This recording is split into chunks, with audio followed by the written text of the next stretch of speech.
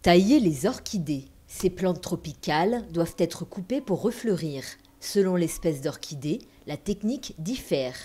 Colette Barthélémy, de la pépinière La Canopée, est spécialisée dans la culture de ces fleurs.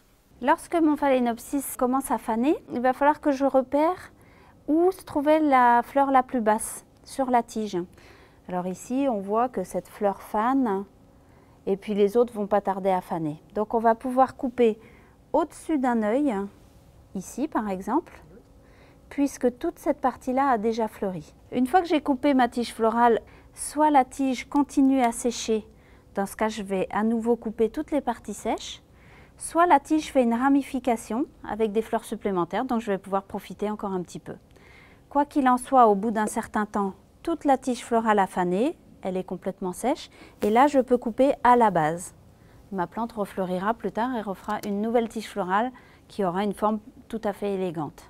Avant de couper les tiges florales, il faudra toujours désinfecter le sécateur ou le ciseau qu'on utilise en le passant à la flamme, puisque ça permet d'éviter la transmission de virus d'une plante à une autre. Mon oncidium a pour ainsi dire fini de fleurir, les fleurs commencent à tomber et dans quelques jours ça sera complètement fané. Donc là je vais pouvoir couper les tiges florales en écartant un petit peu les feuilles.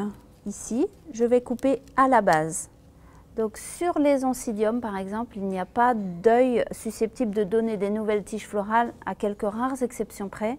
Donc je peux vraiment couper la tige à la base en faisant bien attention de ne pas blesser le pseudobulbe et les feuilles avoisinantes. Les oncidiums ne fleurissent pas aussi régulièrement que les phalaenopsis.